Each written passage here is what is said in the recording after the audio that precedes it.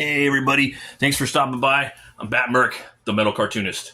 Indie underground cartoonist for about 10 years now, or a decade. And this channel is about me giving my greenish-gray, or grayish-green advice on making comics in the dark ages of comics. And we are in a dark age right now, but we're heading in the upswing. And there is a renaissance in the indie sphere, and things are looking up, okay? But this video is hire an editor.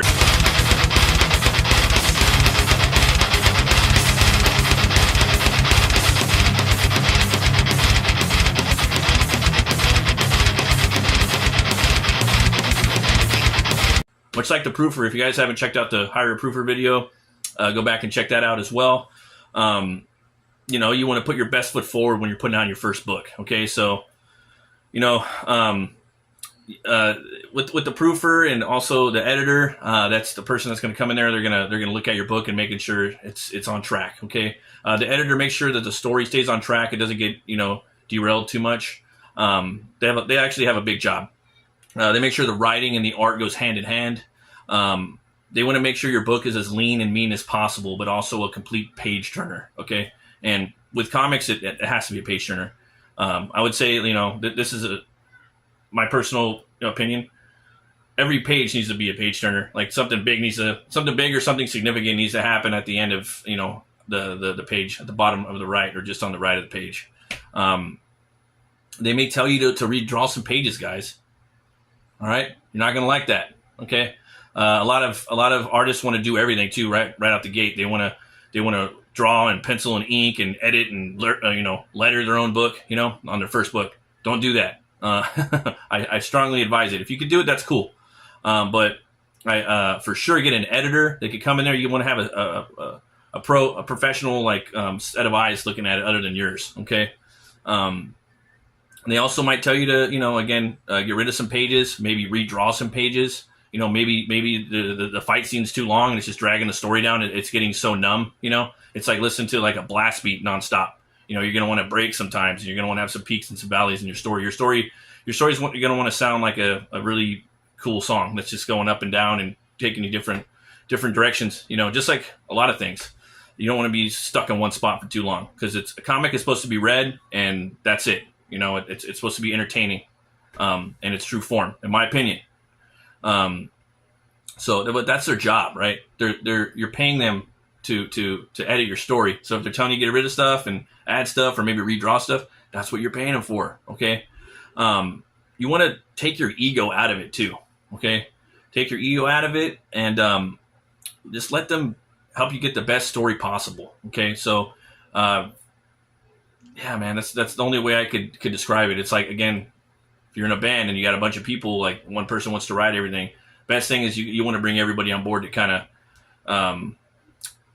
maybe the bass player wants to write something. Maybe the drummer wants to write something. Okay, and I think you're going to get the best form of art out of that. It's hard sometimes too. Like some people, like the guitar player usually writes most of the stuff most of the time. But if you can get everybody on there, put your fucking egos aside, and I think that the art will thrive from it. Yeah, and you're going to want to hire a comic book editor, like someone that's written comic books, so they understand the timing, the lettering, the flow of the story. They know sequential art really good. Color correctness, okay, that's a big thing. Storytelling in the comic medium, okay. Man, it's just, you got to have consistency throughout your story. If it's nighttime on one scene, you need to have the same color. The guy's got the sword in his right hand on one page, on the next page it's in his left hand. Just little rookie mistakes you don't want to get caught slipping doing. They need to understand all this. So if they're coming out of like maybe screenwriting or prose or just writing, if they don't understand how to write comics, you probably don't want to hire them. I'm not saying that, I'm just saying you might not want to take a chance unless you really got a gut feeling or something like that. But I personally wouldn't go that route. I would try to hire an editor that edits comics and they have experience. Also look into their portfolio, see their work. Their work will be what they've edited. That's their portfolio. Okay, their portfolio will be the books that they've worked on. Read some of those books. If they look pretty cool, then definitely hit them up for editing. If they've written books and edited them themselves, then maybe hire them. Like, oh, this guy could write his own book and he edited his own book and he did a great job doing it. Might want to hire him up or hire her up. Yeah, man. And then after they've done that, you want to maybe take the book after it's edited, print it out somehow, and maybe let some people that you trust read it. Okay, then you read it and see the consensus on it. See what other people's opinions are on it. If they kind of have one thing that sticks out in the book that's kind of like, oh, they miss this. If you get like the number 3, then it's kind of something you want to stick to. Like for me, that's the number I always stick to. If 3 people tell me something in my story or my art, that's probably a good number for me to change it. Okay, unless it's just like I'm 100% sure that they're wrong, then I'm not going to change it. But again, that could be most of the time ego stepping in.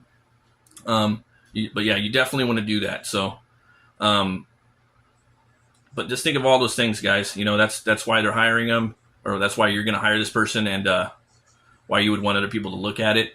And you got to have an editor, especially with the first book. Okay. So till next week, guys. Thanks for watching. I really appreciate it. Always remember, if the artist isn't starving, then the artist isn't hungry. See you guys next time. It's a B-side, guys.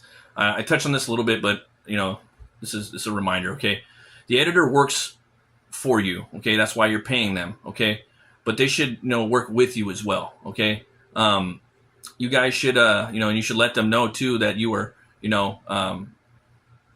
don't know if you feel like they've edited out your vision. Okay, you want to let them know. But at the end of the day, you need to share a common goal. Okay, this is the main part. There shouldn't be an artistic flex on either of your behalf. Okay, it should be best for the story and best for the product. Because at the end of the day, it may be art, but it is product that you want people to come back and buy. You know what I mean? They're going to want to buy your book. They're going to want to pick it up, unless you plan on giving it away. But that's a total different thing, which has its benefits. But still, that shouldn't matter as far as having the artistic flex that you guys could share, like that little tug of war. And there's going to be a little tug of war. That's good.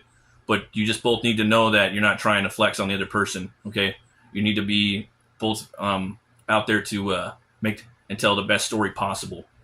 You both are going to share this common goal, and they're there to help you bring your vision to life. That's the editor's job. Okay, guys? Comic book editor.